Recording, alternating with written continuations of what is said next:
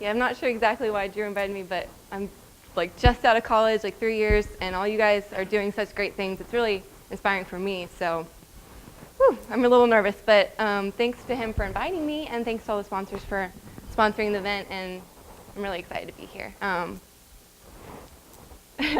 gonna be super dorky and like read from my notes while I do this, and I'm just gonna smile. Just keep going. Anyway, I'm Kostreva, and I have 2 separate businesses under my name. I'm a freelance graphic designer and illustrator in San Francisco, and I also design and sell products out of my small online store. They range from stationery to homewares. I recently transitioned out of a full-time job. I was a lead web designer at a small letterpress studio in San Francisco, and I was there for about 2 years since I graduated, and then eventually I had that feeling of, like, I don't really want to be a background singer for the rest of my life. Like, I want to try this thing and just go solo. And that was about 8 months ago, and I left that full-time job and I went full-time freelance. And I absolutely love it. There's so much variety with every new client, and it's really, really rewarding. But I still hold on to the side projects that I do, which I'll get into later. So you're probably all wondering, like, who is this girl up here?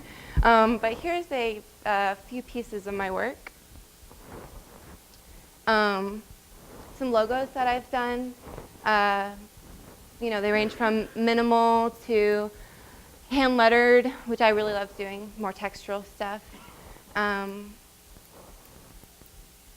Here's a website that I did for a line of jeans in California. It's all handmade in California. Package included a website of their new line that they're going to put out this summer. A logo for their leather labels, which they haven't made yet, and I'm so excited to see when they finally come out.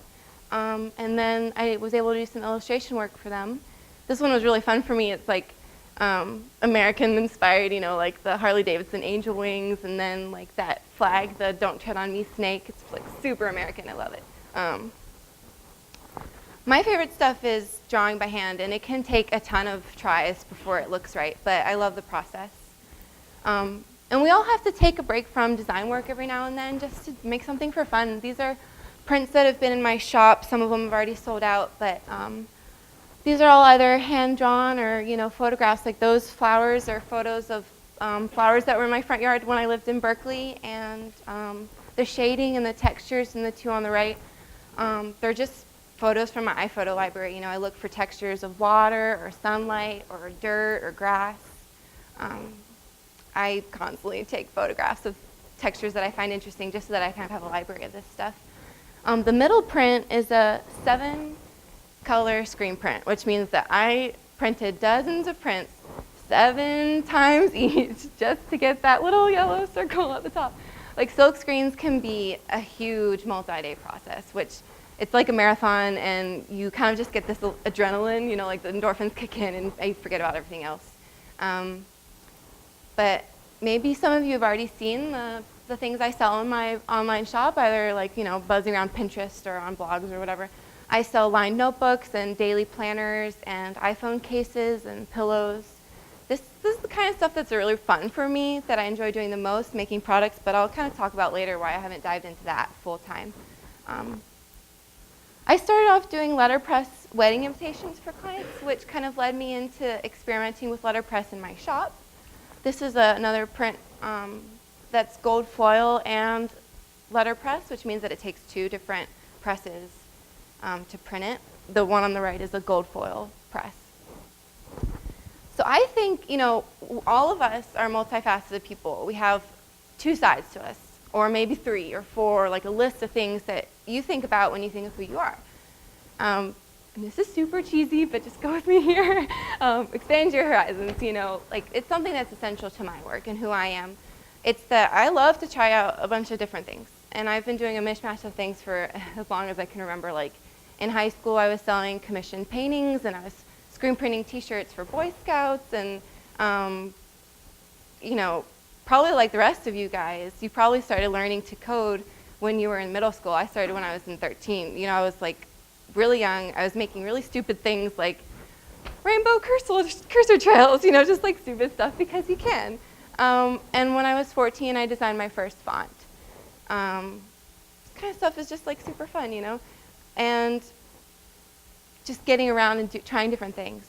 I've lived in a few different places in the world, varying from 3 months to a year to 7 years, and I think that allowing yourself to be daring and just say, I'm gonna pick up and go try something new. Like earlier in the talk, just like moving, just move. You don't know what's gonna happen. It could go terribly wrong, but honestly, it probably won't. You're gonna be fine. And that's the kind of stuff that makes life exciting for me. After high school, I received a scholarship to work in Germany. For a year, I did different internships. I lived in 7 different cities, and I worked 5 different internships in graphic design, and I learned all the different things I didn't want to do. And then when I went to college, I went to Maryland Institute College of Art in Maryland. I took black and white photography, I did screen printing, I did letterpress. All of those things were super exciting to me. And then of course, I was lucky enough to get a scholarship to go to art school, where you're kind of like in this hotbed of just like crazy people doing crazy things, and there's like, you know, all these different disciplines. You get a lot of technical insights when you try out all these different mediums. I sold handmade jewelry at craft fairs, and then finally, you know, throughout when I got to senior and junior year, I was doing teaching assistant, like helping out painting critiques, which I thought was really fun. This is probably why I have a wide breadth in my interests and breadth in my work. Finally, in the last year of college, I started designing all these products, and that's where I figured out this is what I love to do, and slowly ever since then I've been expanding out. So when we were kids, we were pretty curious about everything. We would just like get into stuff because it was fun, you know, like what happened to that? Timothy Goodman said, when I was a kid, I was proud to have bruises and scars on my body after playing outside. Like having those bruises and scars meant that I was having fun. It seems that so many designers forgot how to get dirty, abandoning the fundamental desire to make tangible, satisfying work. You just have to like get curious. And then there's the internet, or there's workshops, there's like other amazing people, like all of you guys out there that are just ready to tell you all about it. And then you just do it. There's all these things in the world, like you have to just lock on to that childlike curiosity and just take 1 second and just run with that. And then, you know, like, what are you interested in? You just research it, you take that workshop, and you do a small project. It's got to be really small, and just finish it. You solve the problem, or you just see what kind of fun things that it has for you to do, and then you go on to the next thing. So I'm interested in anything that could be design, anything. You know, maybe one day I'll work with leather, or maybe I'll try jewelry again, or like maybe I'll collaborate with someone to make furniture, or I'll open a gallery or a museum or something super small, or I'll design a video game, you know, or I'll design a playground with my sister. Like, who knows? People say that life is short, but life is also pretty long. So if you focus on, you know, make something right now, then your every day is going to be more vibrant, and your decades, your years, it's just going to be a much richer library of all of your stories. So you can't be afraid of experimentation. When you do a lot of different things and you have a wide variety in your work, then you'll constantly be faced with new situations, and you'll be doing something that you've never done before, or that you'll work in a medium that you've never worked in before, and it's going to teach you those things. You know, that's all part of getting ideas. You know, being a more creative person just means having ideas, and by having ideas, it's just by experimenting and trying something new for a day. When you do this, you're going to be building up those tools. So any project that you work on, you're going to be keeping your mind more open. You potentially have better answers from, you know, out there that are in other forms. So you want to have that widest set of tools to be able to tackle that, and you're more likely to find a better solution. I really like things with a process, you know, just diving into something and learning that technique leads to really fun things. Like this is a wedding invitation suite that has kind of gotten me a lot of attention. It's been published in a few books, and I'm pretty sure that it's just because of the process involved. I was working on a letterpress machine at school, so I kind of knew more about the tricks, you know. This photo on the right is of the roller bars of the printing press, and those dividers in there isolate exactly where the pink is going to lie and where the green is going to lie. And there's only a certain number of prints before like those colors actually stay accurate on the sheet, and eventually the colors change and it affects my design. So the letterpressman will clean the roller bars every 50 prints or whatever and isolate the color again. But because I was working with that interesting process, the studio, those really, really great guys at Studio on Fire, Letterpress if you know them, Studio on Fire, they got excited about taking photos of the process. And I think the process I was only able to do it because I knew the medium. I knew how to set up a letterpress. This photo on the right shows you the press sheet, which is like this huge sheet, and I was able to get everything to fit so that I could get the colors to hit exactly where I needed them to. If you know how to set up your tools, then you can design things and you don't need to like pay someone else to figure out how to get it done for you.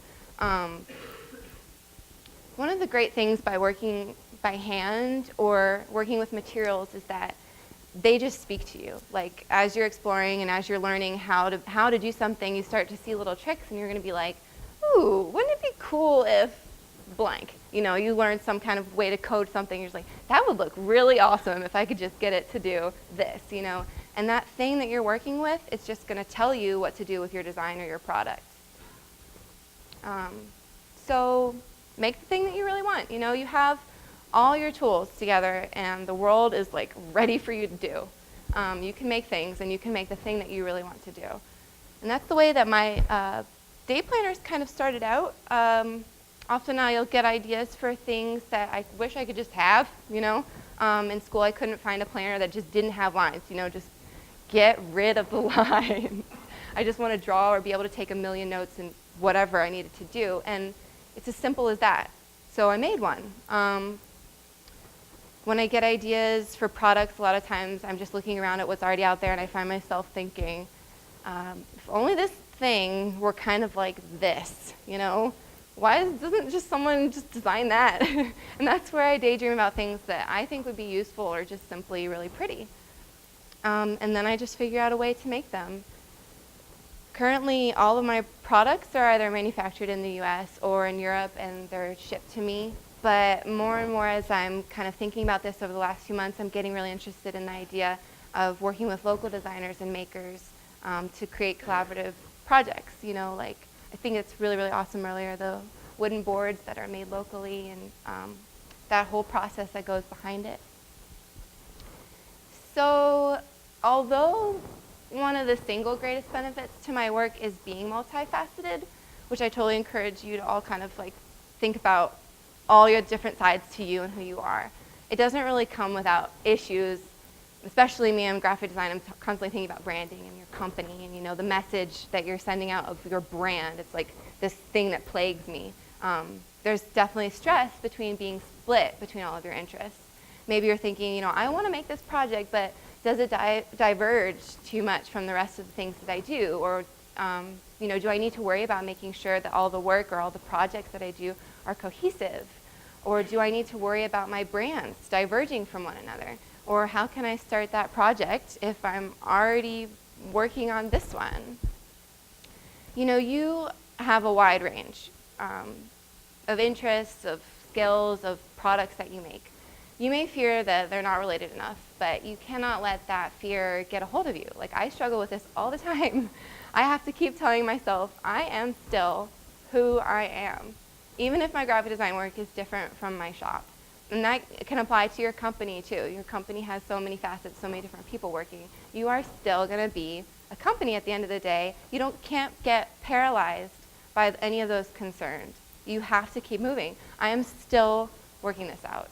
When you have so many different interests and ideas of projects, a lot of times you think, oh my God, I'm going to need to create 2 business names and file 2 tax reports and create 2 different websites or however many, and then how am I going to brand this? And how am I going to brand this company and this project? It was such a big deal, it becomes really overwhelming.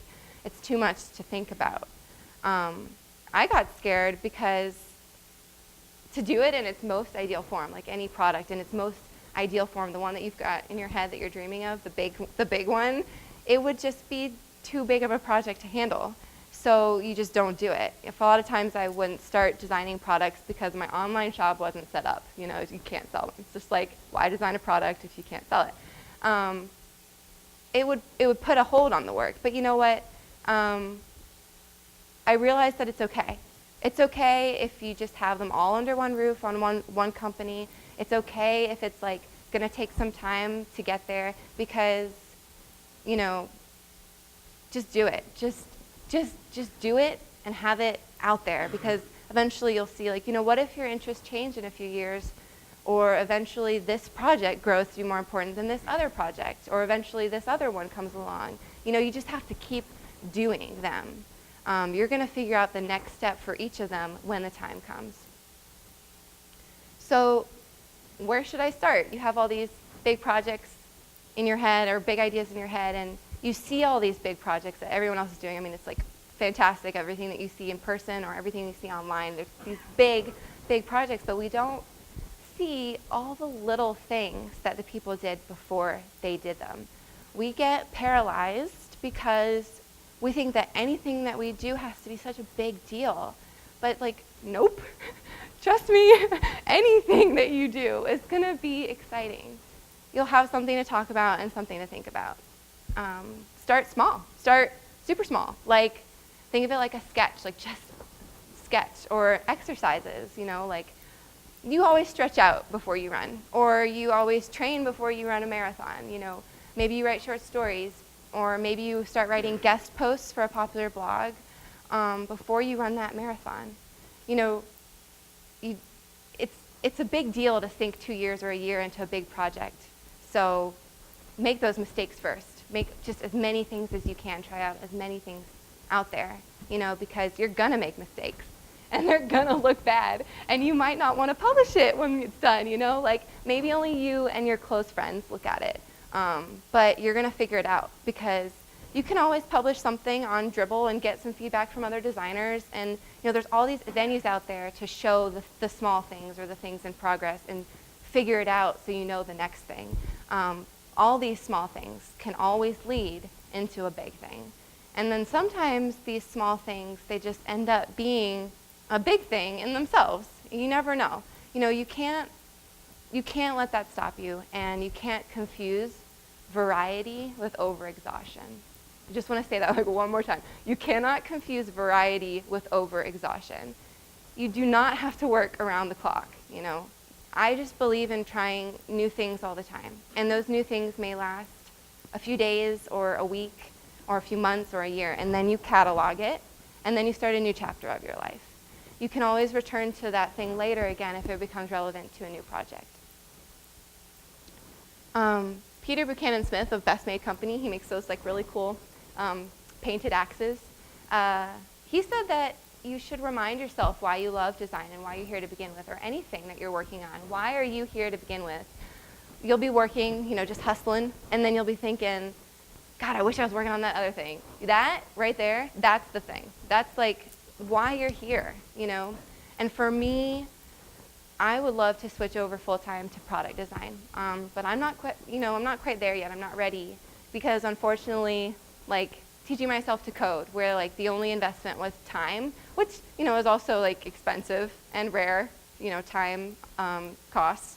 But unlike also maybe screen printing, for example, where the cost of those materials are relatively inexpensive per the return, you know, the money per print sold. Instead, you know, diving into a business of manufacturing products has a ton of costs. Manufacturing costs, material costs, warehousing, storage, and then like maybe you'll need an extra hand or two to ship those goods, or maybe you'll need, you know, managing customer service is like a big deal. It's so much different than just sitting behind my laptop and magically generating things on screen and like letting the money flow in. You know, it's like wildly different. It's a whole new challenge that I'm really interested and excited to learn sometime. So now I'm going to talk a little bit about inspiration, staying inspired, and gathering inspiration and staying current. For me, fine art is really important in how I think and work, the kind of projects that I'm interested in doing, and it's not necessarily something that you, like whatever you are inspired by, it might not be something that you directly will reference in your projects, but it just like changes the way that you think about things or how you're going to approach what you're going to do next. And whatever it is for you that inspires you, having that wide variety of interests, being a multifaceted person, that means that the amount of research is ridiculous. You've got to catalog all your interests in order to make use of them. Everyone does it different. You might have a huge stack of Moleskine notes and lists, or a really big Instagram library of everything that has inspired you during your day-to-day. But for me, I have saved every image I have ever liked on the internet for almost 8 years now. It is ridiculous. I have a huge library. I have thousands of images saved on my computer from before college, thousands of photographs that I've taken in my iPhoto library, like photographs that art at museums or galleries that I liked. Then I have over thousands of images on my Tumblr that I used throughout 3 years. And then I started using Pinterest, which I have over 4,000 images on there. And then I have a supply account, which I have over 3,000 products that I've bookmarked. It is it's crazy. And it may sound ridiculous to you, but it is your collection. Whatever it is that you're doing that you're inspired by, it is your library. And I can remember where I've saved almost every one, and I can scroll through the archives and come back to something that inspired me. It's surprising, but it's just like a habit, And bear in mind, this is not curating. This is simply collecting my reference library. And it might be something that you would do in journals, keeping track of all of your ideas, coming back in that 800th journal that you have and referencing the thing that inspired you and reading it again. This just means that when you're researching a project, you have a reference to come back to, and that reference can also speak to the new research that you're going to be collecting. So I thought it would be great to do something at this conference, pass something around the group. So where's the book now? Is it kind of meandering? Keep it going. Keep it going. But maybe you've seen this book in design stores, or maybe eventually it'll come to you, and or you can talk to me a little bit later and I'll show it to you. But this book is so simple and so beautiful. It's called Rainbow in Your Hand, and it's designed by, I'm sorry, I'm probably going to say his name wrong, but it's Masashi Kamamura, and it just kind of means a lot to me because it's so simple, and when I first saw it, it was the perfect moment. It was in the middle of college, and I felt a little stuck. I was unsure about my major. I was majoring in interactive media at the time, concentrating in graphic design, concentrating in printmaking. I felt split about what projects I should be doing. That kind of silly, what am I going to be when I grow up? But the funny thing is, the joke is on us, because all of us as artists and designers, we're going to be asking that question until the day that we die. But anyway, that morning, I saw in an email newsletter that the Art Directors Club was having a show in New York, and that was going to be the last day that it would be showing. So I skipped school for the day, and I got on one of those really shady Chinatown buses for 20 bucks. And I just went from Baltimore up to New York for the day. I felt really crazy for ditching class and just running miles and miles away, but I needed to get out. And I saw the show, I saw this book, and I had lunch with my sister, who was an architecture student at Cooper Union at the time, and I was telling her that something had changed. I didn't want to always make posters or screen prints or logos or packaging and just leave it at that. I wanted to eventually find a way that I can make things, real things that connect with people on an emotional experience, something metaphorical or functional. And at the time, my head was in fonts and logos and websites, very 2D, on screen or on paper. I'm still figuring this out, and it's, inspiring to me. What is this even? What can graphic design be that's something that you can experience with your hands, or maybe it's just something functional that you're really glad and satisfied to use.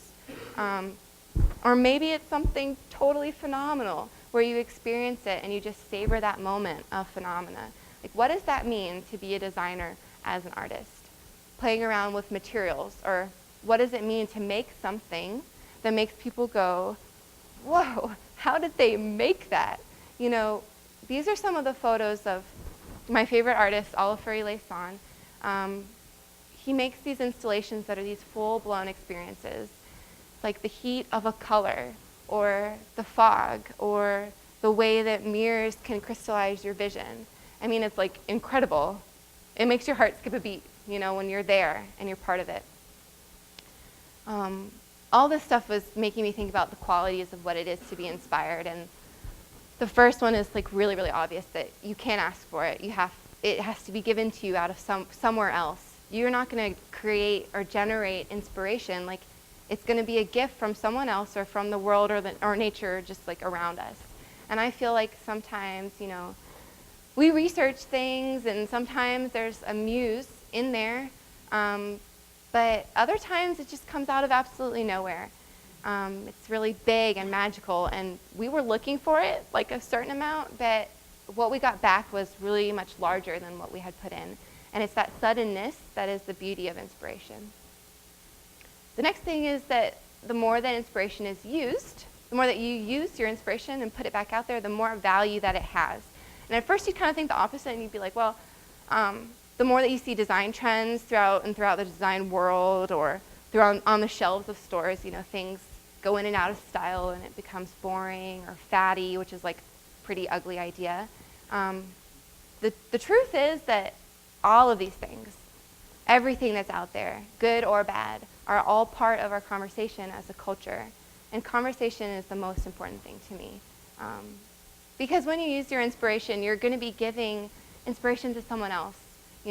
If you do something, just anything, with any one of the multitude of things that you're interested in, you're going to be part of that conversation. A graduate student of Micah, Jessica Carl, she recently put out a book with her business partner, Tim, Kern and Byrne. Maybe you have heard of it. She said, as designers, we can get stuck at the beginning of projects under the pressure of needing to come up with the newest or greatest idea that no one has ever thought of before. But eventually, we realize the idea itself doesn't have to be new. It just has to be done in any new way and executed well. As designers, that's where our opportunity lies to use our skills to create businesses and projects that stand above the competition. A few years ago, one of my friends told me, we are multifaceted people with a million sides to who we are. We are multifaceted people. That's what makes us complicated and beautiful things, and all you have to do is pick one and run. And I know it's really scary to isolate who you are like that, just that one facet, but you can't be so nervous about it. Because once that thing is over, you can just go on to the next thing, and it's no biggie. And if it does well, you might have a little bit of profit, or you'll definitely learn something new, and maybe you'll grow some friendships, and you might even gain some fans. And then you can expand, or you can go try something new next time. Thanks.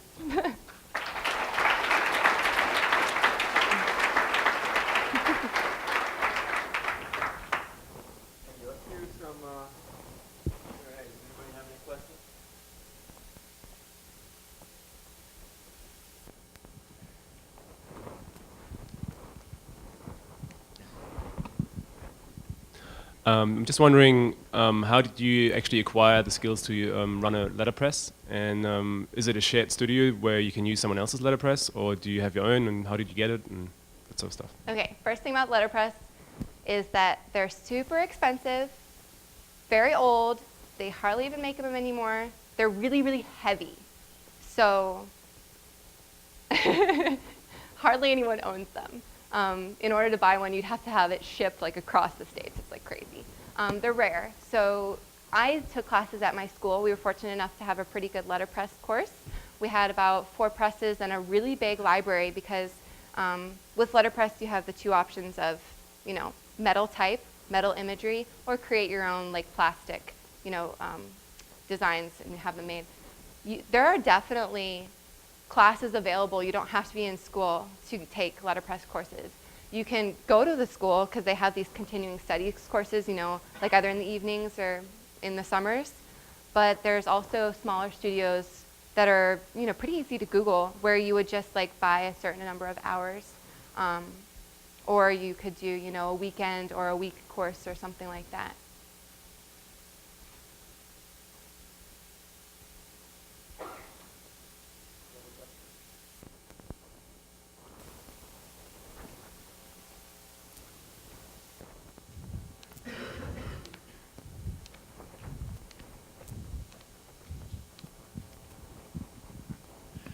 You said that you've been saving thousands of images over the past 8 years.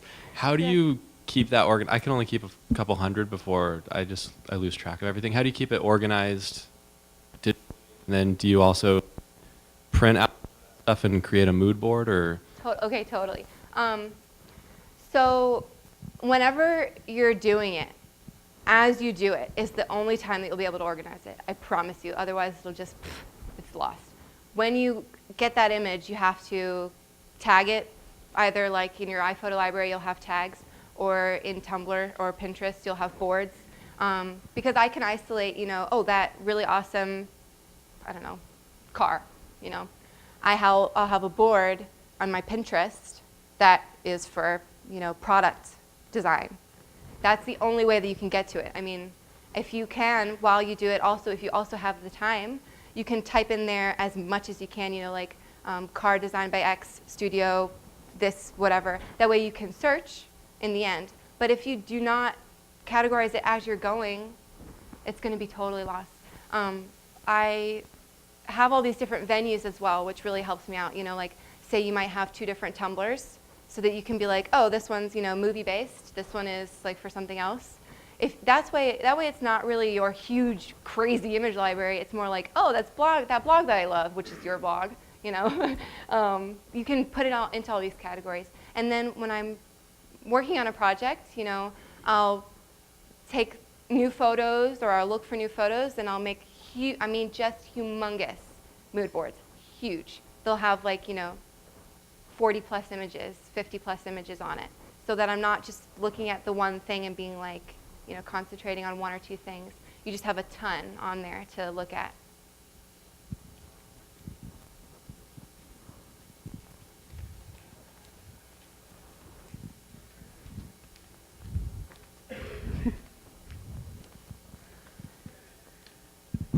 Hey. Hi.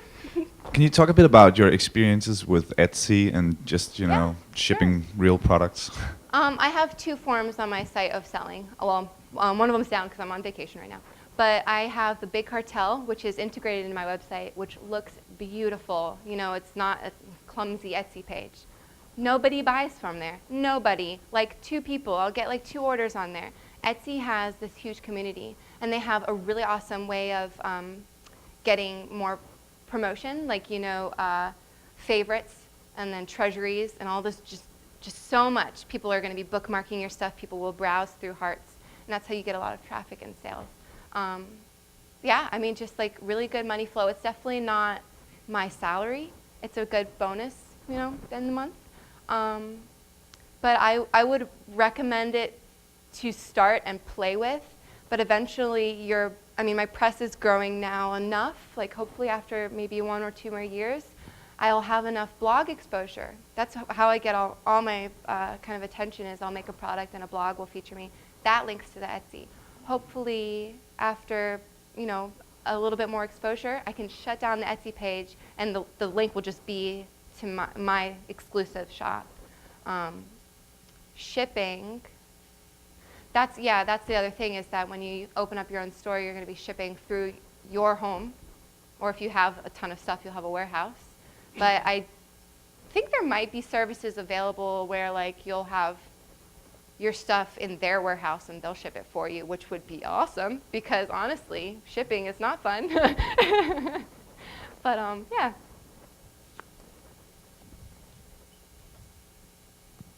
Anybody else have a question? All right, thanks, Julia. Hey, thank you.